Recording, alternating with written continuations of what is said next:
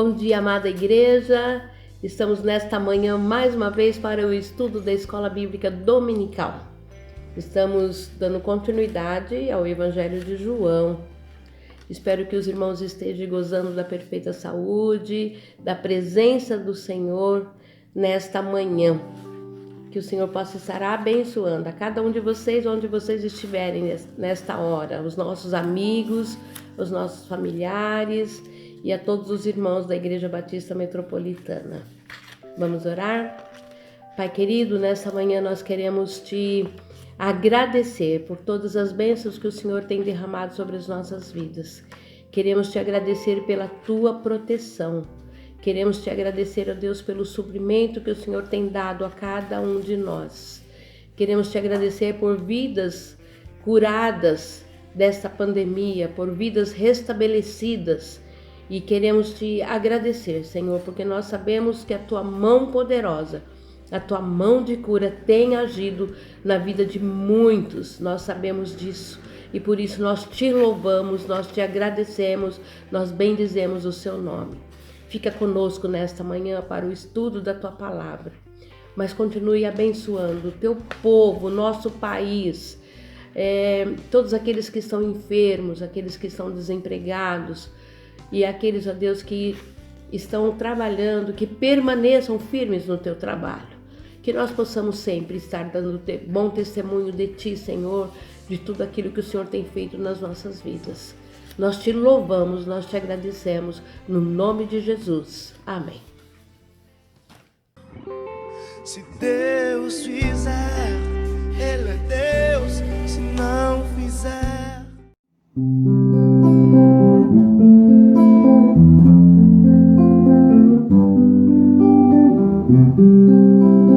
prenderam Cristo, Ele a cruz carregou. Porque tomou a cruz,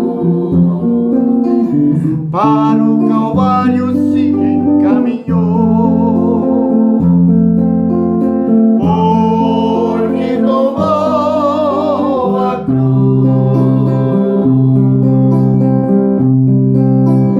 porque tomou a cruz. Oh Senhor, sobre si,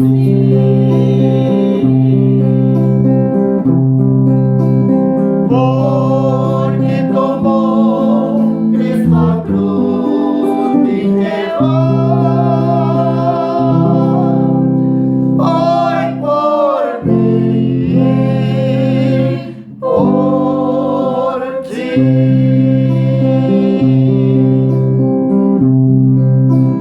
Cravos furaram-lhe as mãos e os pés, porque tomou a cruz. Todos zombaram com fúria ao te ver, porque tomou a cruz.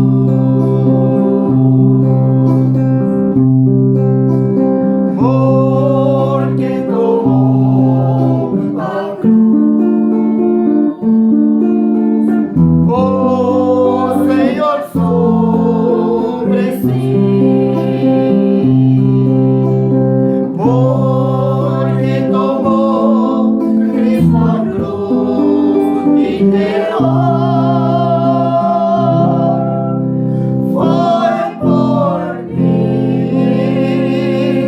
por ti.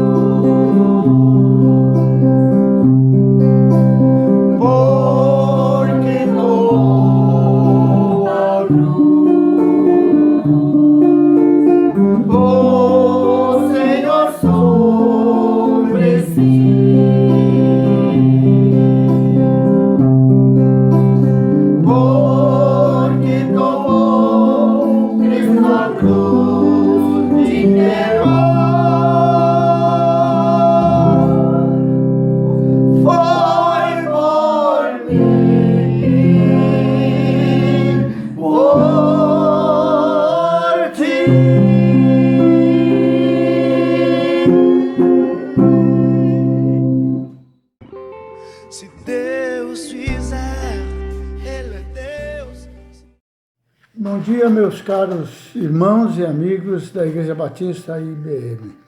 Estamos dando continuidade aos estudos no Evangelho de João e estamos no Evangelho de João, capítulo 18. Na verdade, faz parte da lição o cálice e a crucificação, 2 capítulos, como já informamos, 18 e 19. Mas, nessa pandemia, nós temos tido um tempo até suficiente para a gente explorar mais o conteúdo desses 2 capítulos. E ainda estamos no capítulo 18, a partir do 24 a 32 e depois do 33 ao 40. Se o tempo nos permitir, nós vamos chegar até o versículo 40 e encerrar o 18. Depois virá o capítulo 19. Vamos pedir a Judite, então, que faça a leitura dos versículos 24 a 32, e eu peço a todos que meditem e acompanhem, porque é de um conteúdo extraordinário para nós. Vamos ouvir. Leiamos João 18, 24 a 32. E Anás mandou manietado ao sumo sacerdote Caifás. E Simão Pedro estava ali e aquietava-se. Disseram-lhe, pois, não és também tu um dos seus discípulos? Ele negou e disse, não sou. E um dos servos do sumo sacerdote, parente daquele a quem Pedro cortara a orelha, disse, não te vi eu no horto com ele? E Pedro negou outra vez, e logo o galo cantou. Depois, levaram Jesus da casa de Caifás para a audiência.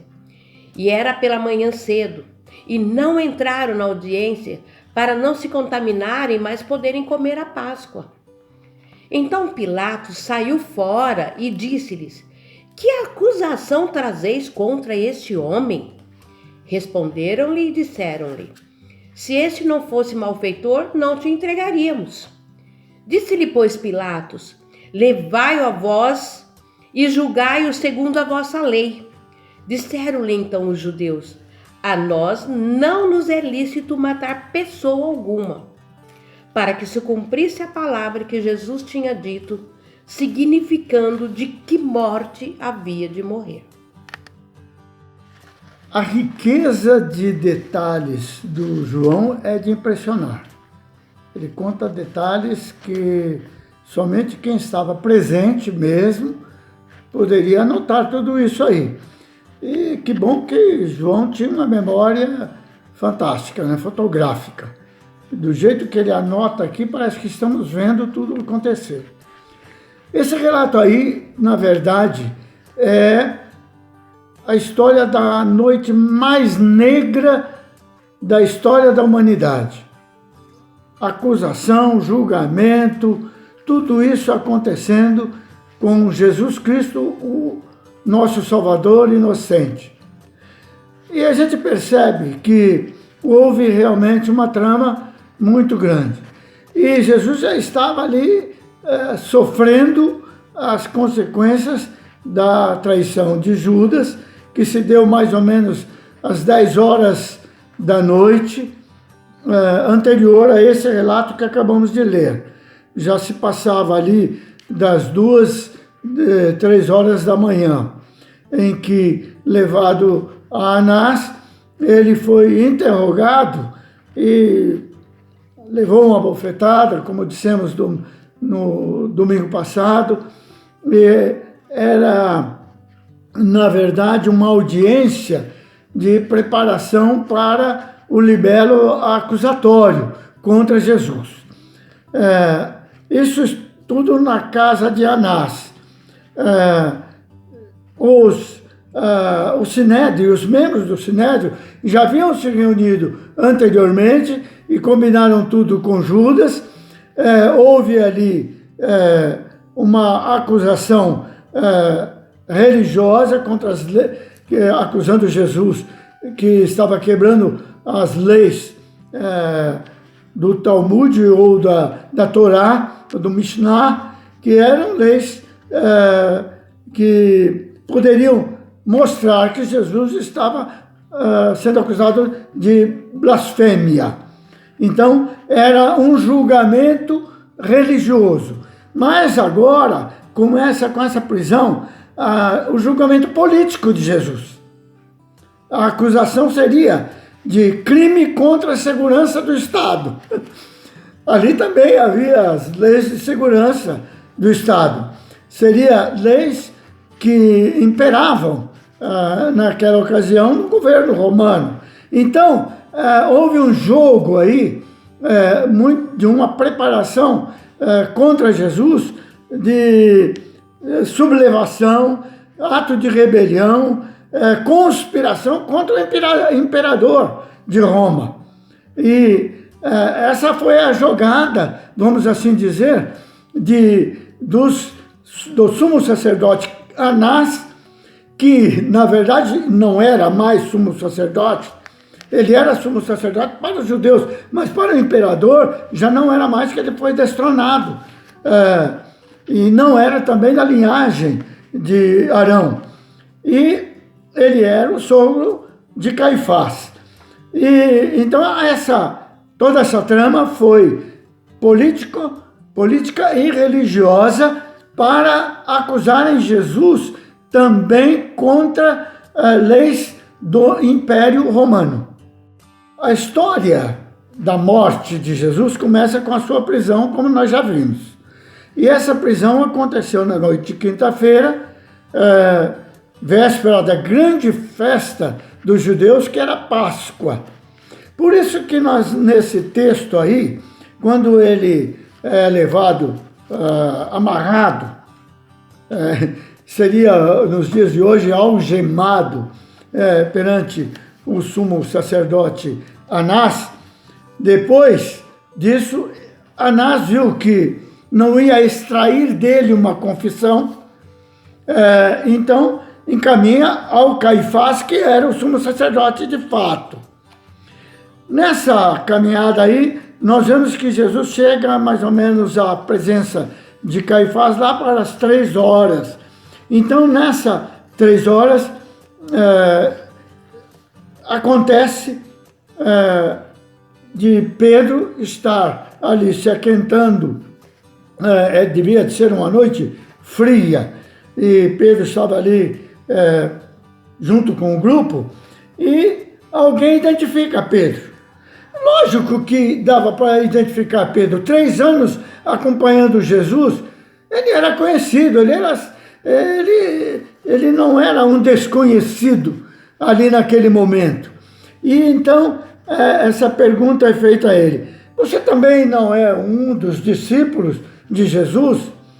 E ele negou a Jesus, dizendo enfaticamente: não sou. Nos outros textos, ele fala: claro que eu não sou, numa tradução mais popular. Eu não sou mesmo, nunca segui esse homem, não aprendi nada com ele. Tudo isso está dentro dessas palavras: não sou nenhum discípulo de Jesus. A segunda negação, lá para as 3 horas da manhã, Jesus já estava, caminha de um lado, caminha para outro, amarrado, e não era julgamento. Para mim, no meu entendimento de outros estudiosos, aquilo era, na verdade, estavam apertando Jesus ali para ele confessar pecados contra as leis judaicas, pecados contra Deus, blasfêmia. Ele foi acusado de blasfêmia, e aí Pedro está lá. Mas nisso entra um dos servos do sumo sacerdote, que era o parente de Malco, que Pedro havia decepado a orelha, e também identifica Pedro. E ele estava presente lá, na prisão de Jesus. E presente na prisão de Jesus, ele identificou Pedro ali. Identificou também a cura que Jesus fez a Malco. E aí falou: eu vi você no horto, não vi não. Não era você que estava lá? E ele negou. Nessa hora, negando a Jesus, é a terceira negativa de Jesus, e o galo cantou. Pedro, a partir daí, ele ficou, como eu disse uma vez lá na nossa igreja, ficou com galofobia. Toda vez que o galo cantasse, Pedro tremia e chorava, porque poderia se lembrar que Jesus havia advertido que ele iria negar que era um dos discípulos de Jesus, que era um daqueles que, evidentemente, conhecia toda a vida de Jesus e acompanhava todos os seus ensinos. Nesse momento, Jesus é levado para Caifás. Seria mais ou menos já umas 6 horas da manhã. E Caifás não era também, citam aí como julgamento, mas era uma audiência pública, porque ali tinha muitos que estavam acompanhando, e nessa manhã cedo eles entram para esse julgamento, e os judeus não entraram na casa de Caifás. Aqueles que estavam acompanhando ficaram de fora, porque eles ainda não haviam sido purificados para participar da Páscoa. Era o costume. Quer dizer, obedeciam as leis direitinho, só que não obedeciam as regras de julgamento. Por quê? Porque havia necessidade de pelo menos 2 testemunhas. Quando nós estudamos as leis romanas e as leis judaicas, nós percebemos que há uma conotação muito grande entre as duas e uma ligação muito grande de como deveria ocorrer o julgamento. Mas os judeus estavam com uma estratégia pronta do seguinte: as leis judaicas não permitiam que eles condenassem alguém à morte e morte de cruz. A morte deveria ser por apedrejamento. E a morte por apedrejamento tinha suas regras, tinha que ser, por exemplo, aquela mulher que foi levada perante Jesus, ela foi julgada por eles, primeiramente, e levaram a Jesus para que ele também julgasse. Ele era rabi e conhecia as leis. Nesse julgamento, Jesus, ao julgar, liberou aquela mulher, porque as testemunhas e o libelo acusatório não estava perfeito. Não levaram, inclusive, aquele homem com que a mulher foi flagrada. E eles conheciam as leis. E naquele momento, quando Jesus interrogou a eles e disse: aquele que não tiver pecado, e ali deveria ter até alguém que tivesse estado com aquela mulher, eles saíram e foram embora. Nesse momento, a inversão de acusação seria para a fase política, mostrando que Jesus era um desordeiro e que estava preparando alguma coisa para a derrubada do Império Romano, e inclusive decretar a liberdade dos judeus perante Roma.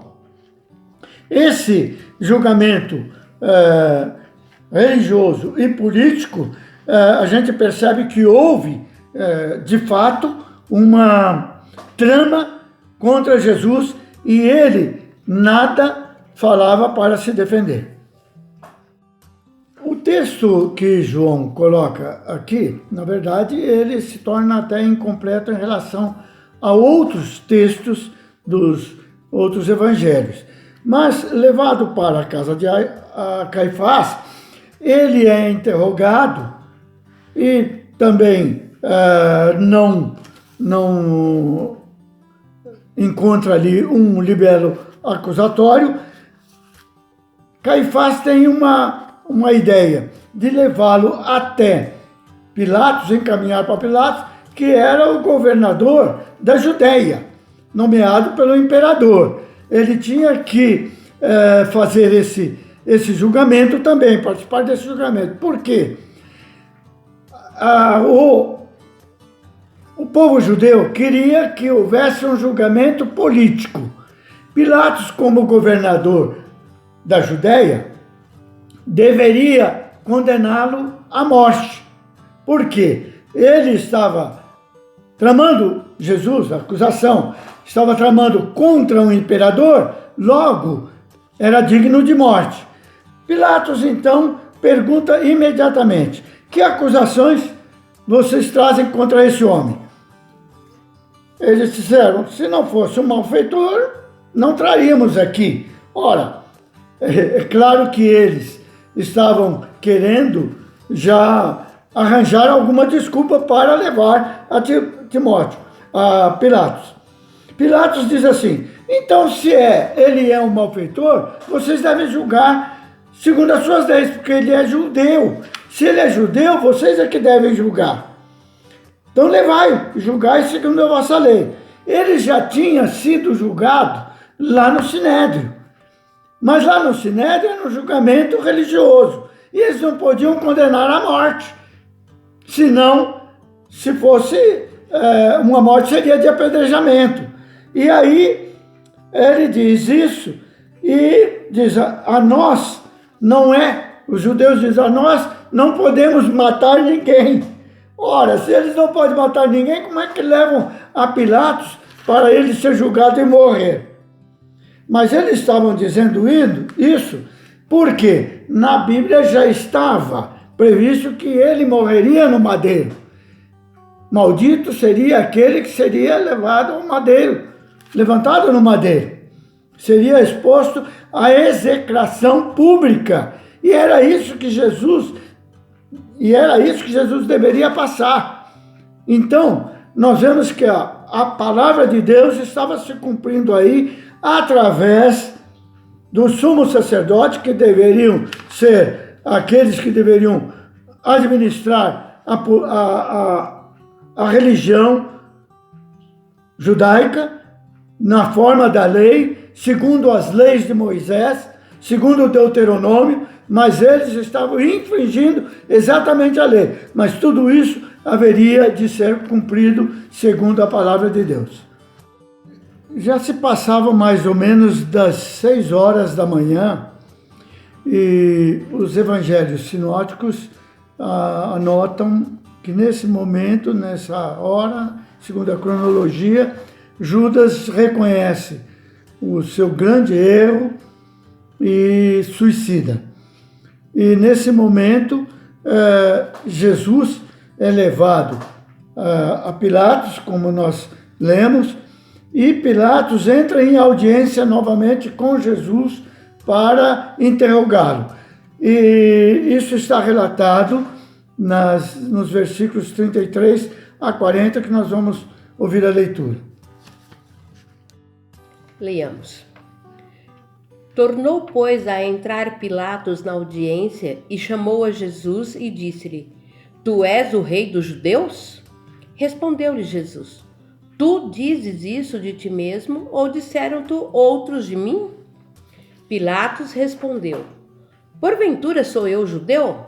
A tua nação e os principais dos sacerdotes entregaram-te a mim. Que fizeste? Respondeu Jesus: O meu reino não é deste mundo. Se o meu reino fosse deste mundo, pelejariam os meus servos para que eu não fosse entregue aos judeus. Mas agora o meu reino não é daqui. Disse-lhe, pois, Pilatos: Logo tu és rei? Jesus respondeu: Tu dizes que eu sou rei. Eu para isso nasci, e para isso vim ao mundo, a fim de dar testemunho da verdade. Todo aquele que é da verdade ouve a minha voz. Disse-lhes Pilatos: Que é a verdade? E dizendo isso, tornou a ir ter com os judeus e disse-lhes: Não acho nele crime algum. Mas vós tendes por costume que eu vos solte alguém pela Páscoa? Quereis, pois, que eu vos solte o rei dos judeus? Então todos tornaram a clamar, dizendo: este não, mas Barrabás. E Barrabás era um salteador. Como o sumo sacerdote Caifás declarou que eles não podiam condenar ninguém à morte e nem matar, Pilatos falou: bom, tudo bem, vou interrogar então Jesus novamente. Deixa eu conversar com ele lá e ver que acusação é essa. Deixa eu ver se eu extraio dele alguma coisa que possa condená-lo. Então pergunta, primeira pergunta, você é rei dos judeus? Porque a acusação que o Caifás e o sumo sacerdote estavam trazendo a Pilatos a respeito de Jesus é de que ele estava fazendo um movimento contra o imperador, como rei dos judeus. E aí Pilatos pergunta, aí Jesus, com muita inteligência, claro, diz assim: é o senhor que está dizendo isso. Eu nunca declarei isso para o senhor. Não estou declarando isso. Aí Pilatos diz: porventura eu sou judeu, a tua nação e os principais sacerdotes entregaram a mim, e você fez o quê? O que é que você fez de crime? Que crime você cometeu? Pilatos queria extrair dele alguma coisa. Na verdade, se Jesus estava dizendo: você disse que eu sou o rei dos judeus, então eu tenho que dizer uma coisa para você, Pilatos. Meu reino não é desse mundo. Se o meu reino fosse desse mundo, os meus servos e meus súditos iam lutar por mim, estariam aí lutando por mim. Mas pode ver, eles estão contra mim. Por quê? Eu não sou o rei deste mundo. O meu rei é outro, o meu reino é outro. E nós sabemos que o reino de Jesus é o reino eterno. Esse é o reino que nós pertencemos. E ele é o nosso rei. Ele é o nosso soberano. Porque nós também não somos deste mundo. Nós também não pertencemos a este mundo. E esse mundo não nos pertence também a nós. Então, Pilatos falou: bom, se você está dizendo que o seu reino não é desse mundo, então você é um rei. Se você está dizendo que é um rei, então você deve ser um rei mesmo. Eu reconheço que você deve ser um rei. Se não é desse mundo, mas é um rei. Aí Jesus reargumenta: esse testemunho seu aí, esse sim é verdade. E Pilatos quer saber a verdade? Não, Pilatos não quer saber a verdade. As pessoas não querem saber da verdade. Quando Pilatos pergunta o que é a verdade, ele não queria saber a verdade. Porque se ele soubesse a verdade, ele teria que aceitar a verdade. Então, nesse diálogo, que na verdade é um diálogo, é uma conversa de Pilatos com Jesus na forma de uma interrogação, não consegue encontrar culpa em Jesus. Porque ele não era culpado. Ele não era culpado. Ele era inocente. Mas nós que conhecemos a palavra de Deus, tinha que ser um inocente para morrer por todos nós. E só poderia ser Jesus. Não poderia ser outra pessoa. O sangue inocente haveria de ser derramado na cruz para a nossa salvação, para a salvação da humanidade. Nesse episódio de Jesus finalizando o seu ministério, que iria culminar com a sua morte, nessa noite negra, uma noite mais negra de toda a humanidade, Pilatos encontra uma turba na parte da manhã, devia de ser lá pelas 8, 9, 10 horas da manhã já, porque João não relata tudo o que aconteceu nessa audiência, nesses encontros de Jesus com Anás, com Caifás, com Pilatos, com o Sinédrio.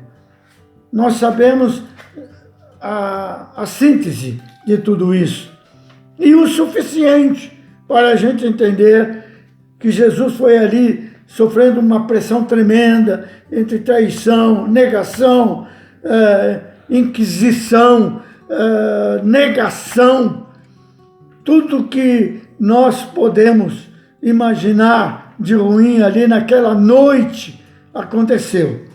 E aí Pilatos enfrenta agora uma multidão. Nos outros textos, lá nos outros textos, nós temos detalhes de tudo isso, mais detalhes, porque foram anotados por outros evangelistas que pesquisaram melhor. Lucas pesquisou muito para escrever seu evangelho. Então, Pilatos declara, eu não vejo culpa nesse homem. Ele é inocente. Trouxeram para mim um inocente para eu julgar. Eu estou vendo que ele é inocente. Os julgamentos que nós conhecemos na nossa história, desde quando nós tivemos consciência da sociedade, de como funciona um júri, de como funciona um libelo acusatório, promotores de acusação. Isso tudo vem das leis romanas e também das leis judaicas. E nós conhecemos bem como deve funcionar. Ali, Pilatos já percebeu que quando trouxeram Jesus para ele, já trouxeram com uma série de acusações sem provas. E ninguém pode ser condenado sem provas. Provas latentes, visíveis e principalmente provas testemunhais. Eu vi alguns comentários jurídicos do julgamento de Jesus que a gente pode comentar um pouquinho daqui a pouco. Todos esses que participaram ali eram pessoas manipulatórias, que manipulavam tudo. Principalmente os sumos sacerdotes que tinham uma relação muito íntima com o governo romano. Tinham benesses e não queriam que ali acontecesse algum problema político entre Roma e o governo, o povo judeu. Era de interesse deles tudo isso. Por isso que aceitaram o suborno, aceitaram propor com Judas a venda de Jesus por 30 moedas, a entrega de Jesus, porque eles não conseguiam encontrar Jesus e Jesus não se dava a prender no momento em que eles queriam prender Jesus, porque ele tinha que passar por tudo isso. Para nós reconhecermos hoje a inocência e o valor do sangue derramado no madeiro. Pilatos também era outro que, firme no seu governo, mas manipulado ou manipulável também. E nesse momento ele tem uma ideia de trocar Jesus por outra pessoa para sair ali com as mãos limpas. Na verdade, ele queria fazer uma jogada. Então, ele lembrou que tinha uma lei, não sei se judaica e não sei se romana. Talvez até romana, para ganhar conceito com os judeus, de trocar o prisioneiro no dia da Páscoa, como se faz aqui no Natal, aqui no Brasil. Liberam alguns condenados ali com o indulto da presidência da República. Então, ele ali, representante do governo, do imperador, ele faz essa proposta, aquela turba que estava na frente do pretório, onde morava, ali no palácio de Pilatos. Estavam todos ali na frente, esperando uma decisão do Pilatos, que não sabia tomar decisão. Viu a inocência de Jesus, podia falar, não vou condenar e libertem esse homem. Podia fazer isso. Ele tinha autoridade para fazer isso. Mas a pressão sobre ele foi muito grande. Não queremos entrar em detalhes que outros evangelistas narram. Queremos nos ater aqui ao texto de João. Então ele vai até a turba, aquela multidão, e diz assim: mas vós tendes por costume que eu vos solte, porque eu tenho o direito de fazer isso, pela Páscoa, que é a festa magna de vocês. Alguém quer que eu solte alguém de vocês? Tem aí um prisioneiro, Barrabás, que poderia ser solto agora no lugar de Jesus. Então, satisfaz a vontade de vocês de ver alguém morrer hoje. Era isso que Pilatos estava querendo dizer. Vocês querem ver sangue. Vocês querem ver alguém morrer hoje. Eu não vejo culpa nesse homem. Esse homem é inocente. Então vamos fazer o seguinte: vamos crucificar Barrabás. Aliás, haviam 3 cruzes. Aquela cruz era de Barrabás. Segundo o costume dos judeus, poderia ser de Barrabás.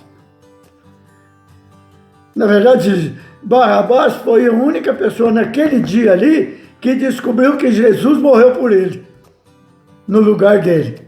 Então, essa proposta foi feita ao povo naquela hora por Pilatos. Perante o sinédrio, Jesus era acusado de blasfêmia. Era acusado de blasfêmia. Dizia que era o Filho de Deus, dizia que era a própria verdade vinda de Deus, e ele provocou esse ódio todinho. Perante Pilatos, que era o governador da Judéia, nos outros textos, ele é encaminhado também a Herodes, que odiava Jesus também, como odiou João Batista. Era um governador também manipulador e manipulável também. Governador da Galileia. Pilatos, nos outros textos, ele, vendo que Jesus era da Galileia, era galileu, mandou para Herodes: me livrar desse problema aqui, dessa bomba. Aí mandou. Herodes se livrou também e devolveu para Pilatos. Não, ele está aí em Jerusalém, cometeu o crime contra o imperador. Aí estão dizendo isso, então julgue você aí. Esse problema eu não quero. Todos eles tiraram o corpo fora. Pilatos queria tirar o corpo fora também, mas estava nas mãos dele ele julgar a Jesus. Era plano de Deus, ele tinha que ser julgado e haveria de julgar mesmo. Nos outros textos, ele lava a mão. Lava as mãos e fala: olha, então já que vocês querem Barrabás, eu não vejo culpa nenhuma e estou livre do sangue desse homem. Esse sangue virá contra vocês. Nos outros textos, ele diz: então que esse sangue caia sobre nós. Olha aqui, loucura, a plebe, o povo, comete muitas vezes.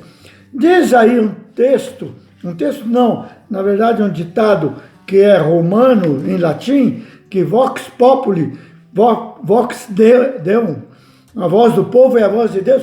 Negativo, voz do povo não é a voz de Deus. O povo erra, o povo vai sendo insuflado, ele comete os maiores desatinos e os maiores erros. E, na verdade, acaba tendo que pagar pelos erros, e o povo todo faz com que até inocentes paguem por isso.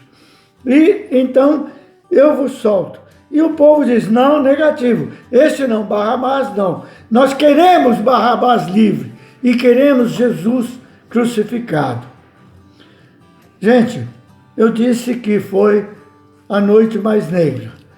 De fato foi, mas havia necessidade de Jesus morrer.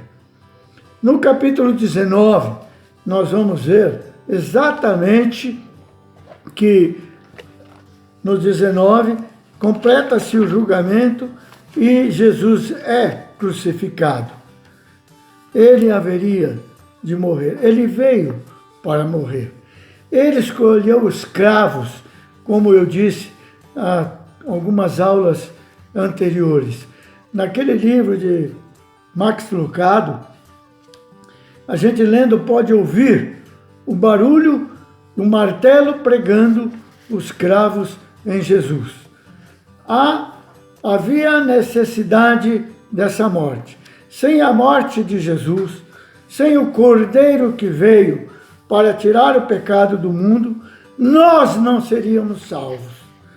Eles escolheram Barrabás. Quem era Barrabás? Barrabás era um salteador, mas também foi acusado de sedição, ou seja, de formar grupos contra o governo romano. Tanto Judas, tanto Barrabás, até os discípulos esperavam que Jesus formasse um grupo e lutasse contra o governo romano, libertasse do jugo romano. Uma vez eles perguntaram, quando é que nós vamos ser libertados desse jugo romano? Imaginavam exatamente que a fundação de um novo reino seria temporal. Mas Jesus não veio para isso. Jesus veio para morrer e para nos levar para junto dele na eternidade. Se você crê nisso, se você aceitou, testemunhe isso. Testemunhe isso. Mostre para o mundo aí fora que você crê nisso e crê que Jesus é o nosso Salvador. E ele, aquela morte de cruz, provou exatamente que ele foi vitorioso no plano que veio para realizar aqui nessa terra, concebido pelo Pai lá na eternidade. Que Deus nos abençoe a crer, a esperar e a ter fé que Jesus vai voltar para nos buscar e morarmos com Ele eternamente. Foi para isso que Ele veio. Amém?